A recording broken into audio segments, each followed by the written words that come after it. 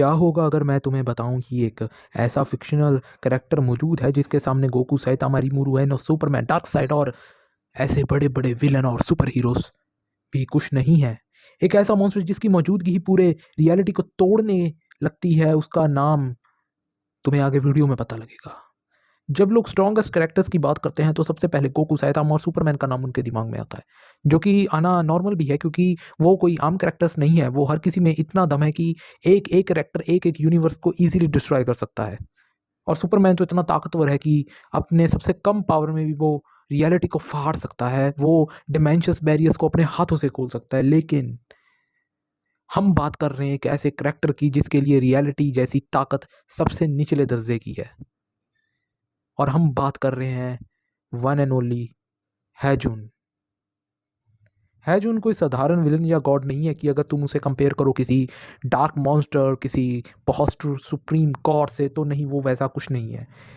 वह एक ऐसा खतरनाक करेक्टर है, एक ऐसा फिक्शनल वर्ल्ड का एक ऐसी कयामत है जो अगर तुम्हारे सामने आ जाए तो आई थिंक अगर तुम्हारी तरफ पूरे का पूरा एक यूनिवर्स हो एनिमे का या डीसी मार्वल, डीसीयू, एमसीयू, किसी का भी, तो मायने नहीं रखता क्योंकि मरना तुम सबका तय होगा। काइजिरी कामुई कागुरा नाम की एक विजुअल नॉवल का करेक्टर है हैजुन, जिसे कई फैंस फिक्शन के सबसे ब्रोकन करेक्टर्स में गिनते हैं। हैजुन की सबसे खतरनाक बात उसकी स्ट्रेंथ नहीं बल्कि उसी की एग्जिस्टेंस है। और तुम्हें उसके बारे में एक और बात बताना चाहूंगा मैं कि हैजुन इतना ज़्यादा खतरनाक और कैपेबल है पावर्स के तौर पर कि वो अपनी पावर्स को यूज़ ही नहीं करता। जिन हीरोज के लिए रियलिटी रैपिंग, रियलिटी को चेंज करना, टाइम मैनिपुलेटिंग, ऐसी पावर्स जो तुम सोच सकते हो, वो पावर्स को वो यूज़ ही नहीं करता। क्यों? क्योंकि वो फिजिकली रॉ पावर में इतना ज़्यादा कैपेबल है कि उसे इन पावर्स की ज़रूरत ही नहीं पड़ती यूज़ करने के लिए। इतना ज़्यादा कैपेबल, इतनी ज़्यादा फिजिकल स्ट्रेंथ, इतनी ज़्यादा फिजिकल रॉ पावर कि तुम इमेजिन भी नहीं कर सकते। तुम्हारा फेवरेट से फेवरेट कैरेक्टर भी उसके सामने कुछ भी नहीं है, कुछ भी नहीं। फिजिकल पावर में तुम किसको सबसे ज्यादा ऊपर मानते हो? साइतामा, सुपरमैन, ठीक है, तो वो उसके सामने खड़ भी नहीं सकते, वो इतना ताकतवर है।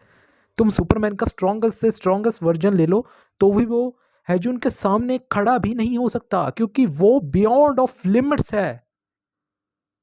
वो बियॉन्ड ऑफ लिमिट्स है जिसकी कोई लिमिट ही नहीं है।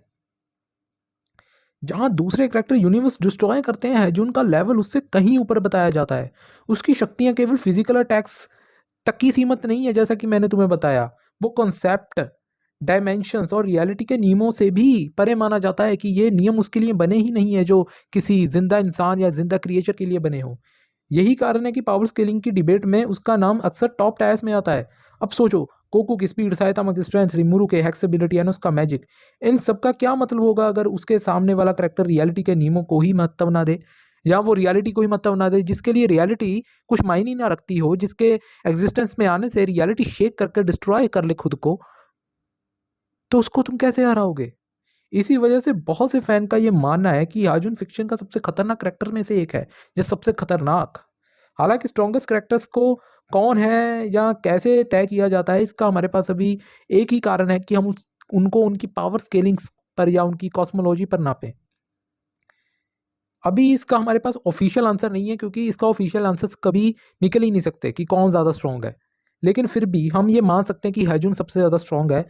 हर यूनिवर्स के अपने रूल हैं, रूल्स रेगुलेशन है, लेकिन अगर हम प्योर पावर, कॉस्मोलॉजी और ब्रोकन एबिलिटीज़ की बात करें तो हैजुन का नाम सबसे ऊपर है।